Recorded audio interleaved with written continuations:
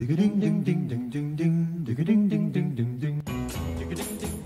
vrai, ça c'est carrément démonter les idées reçues. Hein? Exactement. Bon, alors je ne sais pas si le bœuf bourguignon est bon pour la santé, mais ce que je sais, c'est que c'est sacrément bon. Hein. Pour le reste, ça c'est votre affaire. Allons-y. Oui, je confirme, William, le bœuf bourguignon est bon et aussi bon pour la santé. Effectivement, qu'est-ce qu'il y a dans un bœuf bourguignon? Tout simplement, on a un bœuf qui est mijoté longuement dans du vin rouge, avec des petits champignons, des oignons, accompagné de quoi? De carottes, de pommes de terre. Ouais. Bon, il existe des petites variantes, mais globalement, c'est comme ça. Finalement, la seule entorse à la diététique, c'est le choix de la viande. Si on prend une viande grasse, ça va être moins bien. Donc, je vous propose justement de vous diriger vers des viandes maigres, comme le gîte, qui est une viande vraiment maigre, plutôt que le plat de côte, qui va être plus Est-ce que gras. ça fait l'affaire aussi bien que... Oui, franchement, oui. Et le gîte, alors, ça va être un peu gélatineux. Mais ce n'est pas du gras. Donc, ça va donner un peu ce moelleux. De toute manière, demandez à votre boucher. Il ne faut pas le dénaturer, le bœuf bourguignon. Oui, c'est vrai, voilà. je veux dire. Ça ne le dénature pas, puisque je fais moi-même mon bœuf avec du gîte et de la macreuse. Donc, vous demandez de toute façon à votre boucher, il vous donnera des viandes à bourguignon maigres. Ça marche vraiment très, très bien. Bon. Ensuite, on fait une petite analyse. Il y a des pommes de terre. Les pommes de terre sont des féculents qui apportent des sucres indispensables pour vous apporter de l'énergie. Des carottes, des vitamines, des fibres, tout ce qu'il faut aussi pour l'organisme. Donc, jusque-là, tout va bien. Et pour ceux qui se disent, bah oui, mais il y a du vin rouge, c'est calorique, ça. Oui, on n'en met de toute pas façon, 3 vu la litres non plus. quantité, et en plus, une fois que c'est cuit, l'alcool s'évapore, il ne reste que le goût. Donc, finalement, il n'y a pas de souci. Exact. Oui, mais bon, si je veux chipoter, chipotons. Je vous dirais qu'il y a quand même de la farine, il y a quand même du beurre pour épaissir la sauce. Oui, non? Bah, vous chipotez, William. Oui, je chipote absolument. Alors oui, ça peut faire monter un peu la note calorique, mais deux solutions. La première, on s'en sert un petit peu et pas trop, on n'abuse pas de la sauce, pourquoi pas. Et on peut aussi très bien, sans trop dénaturer le bœuf bourguignon, ne pas épaissir la sauce et juste faire réduire le jus de cuisson. Ça donne une petite sauce bien sympathique, sans problème. Pour parler d'un autre plat typique, la potée auvergnate. Moi, j'aimais bien saucer. Hein, c'est pour ça que quand la sauce elle est un peu épaisse. Vous en mettez un petit peu moins. Bon, ça sera moins, quoi, d'accord. Donc la potée auvergnate, ou pas de pain, ou peu de pain, voilà.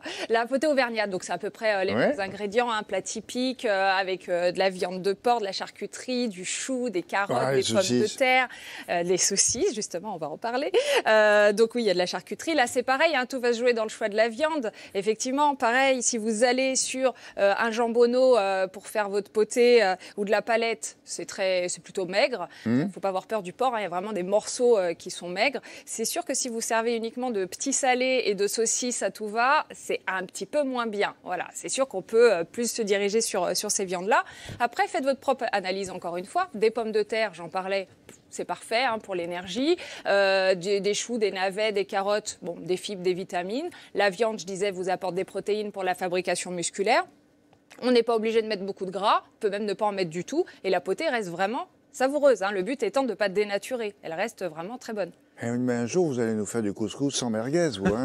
Non, mais un couscous... La merguez diététique. Oui, non. Mais un couscous poulet, un couscous avec du poulet, c'est une viande... Vous voulez qu'on fasse du couscous avec de la viande bec, ça fait tout poulet. On va le faire, ça, un jour. Hein. Oui. Le chou, moi j'ai vu un petit chou là, justement, ça me fait penser à la choucroute. Est-ce que la choucroute c'est bon pour la santé ou vous allez me dire qu'il y a un problème? Les deux plats, bourguignon et choucroute, ça marche. Ça marche. Et c'est même le plat du terroir le meilleur pour la santé, selon moi. C'est vrai. Vraiment la topissime. La choucroute, vraiment topissime. On en mange malheureusement pas assez, je trouve 800 grammes par personne par an. C'est vrai, c'est délicieux. C'est pas énorme, mais vu que vous allez m'écouter juste après, je suis sûre que vous en ferez beaucoup plus. Je rappelle pour ceux qui ne connaissent pas la choucroute alsacienne que c'est un plat qui est composé de choux finement râpés, émincé, qui est lacto-fermenté, qui est cuit dans du vin blanc. Il y a de la charcuterie, il y a des pommes de terre, il y a de la viande. Enfin, il y a plein de petites choses. Il y a des versions d'ailleurs maintenant un peu de la mer ou végétarienne, ou cuit dans de la bière, du champagne. Ça peut être cuit dans plusieurs types d'alcool. Et normalement, si vous m'avez suivi, vous êtes en train de vous dire, mais elle a dit le mot lacto-fermenté. Qu'est-ce que ça veut dire? C'est très important justement d'en parler puisque c'est la lacto-fermentation qui fait que c'est un très bon plat pour la santé. En fait, c'est un processus de fermentation qui fait qu'on va mieux digérer d'ailleurs le chou et on va avoir un développement de bactéries qui sont très bonnes pour votre flore intestinale. Donc la flore intestinale, j'en parle souvent, hein, le fameux microbiote. C'est bon pour renforcer votre système immunitaire, c'est bon pour réguler votre poids, pour l'équilibre du transit. Et en plus, ces bonnes bactéries, elles ont l'avantage de produire des vitamines. C'est-à-dire qu'un chou fermenté, de la choucroute, va contenir plus de vitamines que si on le mangeait cru. Parce que les bactéries produisent des vitamines. Donc, il est encore plus riche en bonnes choses. Donc, la choucroute, c'est vraiment un très bon plat santé. Encore une fois, vous dirigez vers la palette plutôt que les saucisses à tout bas. Je me demande si Sandra n'est pas financée par syndicat d'initiative de certaines régions, tu vois, l'Alsace ou la Boule. Dis donc, le chef, là, il a été généreux au vin blanc. Hein. Oui, mais pas encore une fois. Ça s'évapore. Ça s'évapore. Donc, vous pouvez être généreux. Ça, vous avez tous compris. Non, en tout cas, ça... Et n'abusez pas du sein de veau aussi. Ça a l'air sympa, ça. Ah oui, vous avez un dernier plat santé, là, juste là, en tout cas pour la chronique d'aujourd'hui, puis après on reviendra. On se dirige vers le sud-ouest, une petite pipera de basquez, on va en parler. Ah oui. Pipera de basquez, c'est une sorte de ratatouille. Oh non, mais ça, c'est sain. Oui, c'est sain, pipera de basquez, pourquoi? Il y a des légumes dedans. C'est une sorte de ratatouille, pour ceux qui ne le connaissent pas, avec des tomates, des oignons, des poivrons, des piments doux, les fameux piments d'anglais, et des œufs. Alors certains mettent du jambon de Bayonne, d'autres ne mettent pas de poivrons. En fait, ce qui compte, c'est qu'il y a beaucoup de légumes dans ce plat. Donc c'est très riche en antioxydants, ces fameuses molécules qui ralentissent le vieillissement de vos cellules. Le seul point négatif, si je puis dire, c'est si vous abusez de l'huile d'olive, si vous en mettez beaucoup trop. C'est juste ça, parce que ça reste du gras. Mais sinon, pour le reste, foncez. On en fera ça, un petit tour de France des plats santé dont on ne pourrait pas le supposer. Alors qu'il n'y a pas de souci, effectivement. Bon. On est bien d'accord? Pas de point négatif?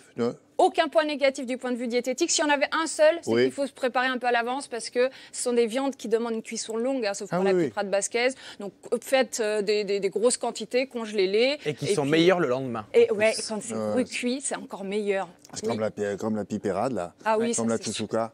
C'est vrai. Oui. On pourra en parler. C'est très bien, ça aussi. Très bien. Bon, alors à bientôt. Le couscous. Merci beaucoup.